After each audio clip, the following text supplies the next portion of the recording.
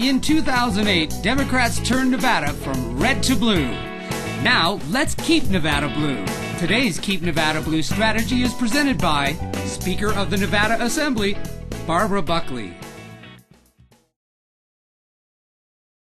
Now I'd like to introduce Assembly Speaker Barbara Buckley, and I have a few words to say about her. Barbara Buckley was first elected to the Nevada State Assembly in 1994. In her second term, she was named the Assistant Majority Floor Leader. She became the Majority Leader in 2001 and held that spot in 2003 and 2005. She was the first woman in that position in Nevada history.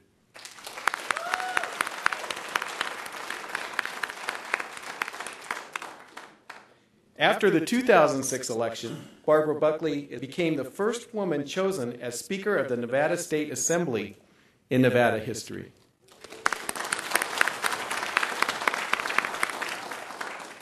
In each of the last 5 legislative sessions from 1999 to 2007, the Review Journal polls named Barbara the best Assembly member.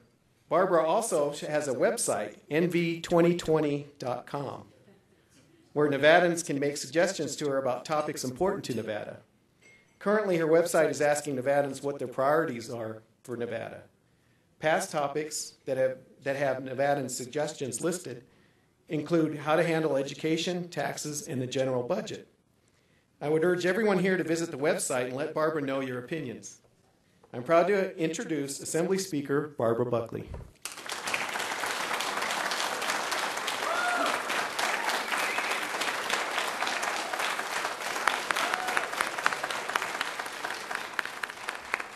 Hello, welcome. I'm Barbara Buckley, and I am not your state treasurer, so I have no money for you. We have a bit of a budget crisis, sorry. I thought for a few moments about what I should talk about tonight. You know, I think we all feel that our country is the best. Proud of our principles, proud of the American spirit, that if you work hard, anything is possible, no matter where you come from, no matter how humble a beginning, and a sense that no matter what, we're going to leave a better country for our children than we found when we came. Those probably are two of the least principles that were drilled into me by my parents. And sometimes now, as we look at our country, we wonder what happened. I feel so blessed. I've moved to Nevada when I was 19 years old. I knew one person. I got a job as a maid at the MGM Hotel. Hardest job I've ever had in my life, I might add. But no one in my family had the opportunity to go to college or graduate from college. But this is America. This is Nevada. It's a land of opportunity.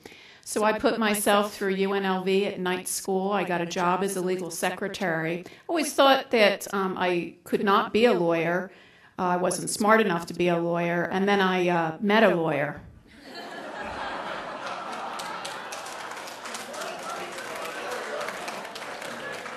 And I said, boy, I can do this. So I got a scholarship, this being America, and went to law school on a scholarship, graduated at the top of my class, came back to Nevada, and took a job at Legal Aid, nonprofit in Las Vegas, representing poor people, abused children, victims of domestic violence, victims of fraud. I still work there 20 years later, love it as much today as I did 20 years ago when I started.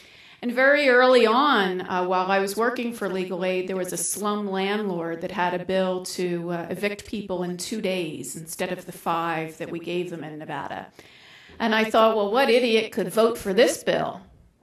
So then I went to the Nevada legislature. You know, I always thought I wasn't smart enough to be a legislator until I met a legislator. And I said, I can do this. That bill, by the way, passed by 1 vote to evict people in 2 days. And my boss at the time, a very bright guy, said, well, why don't you try to get the governor to veto the bill?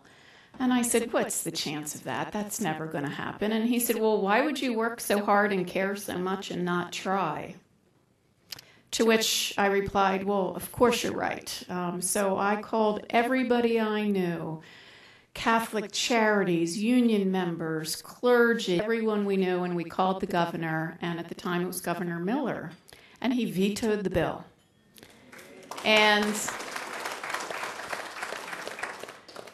taught me a few things about the legislature. One, anything is possible if you band together with folks for what is right. And two, you don't have to be that smart to be a legislator.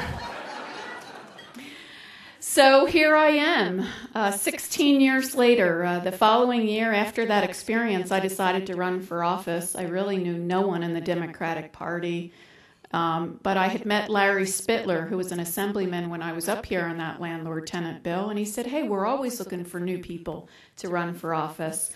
So I really knew nothing about how to win a seat, but I talked to people. People mentored me. I learned. I knocked on, thousands of doors introducing myself to people, and won at my first attempt in 1994, and I've been serving in the legislature ever since.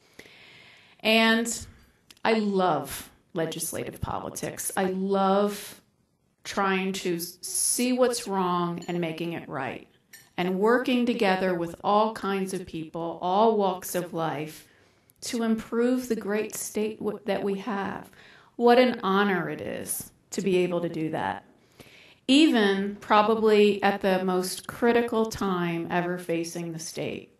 Some people say to me, ugh, what a horrible time to be serving. Wouldn't you rather, last session was your last session? I don't feel that way. While it's easier to govern when times are good, we need people who care about the state more than ever to serve when times aren't so good. Keep Nevada Blue is a presentation of the Democrats of Douglas County, Nevada. Please subscribe to the Douglas Democrats YouTube channel now.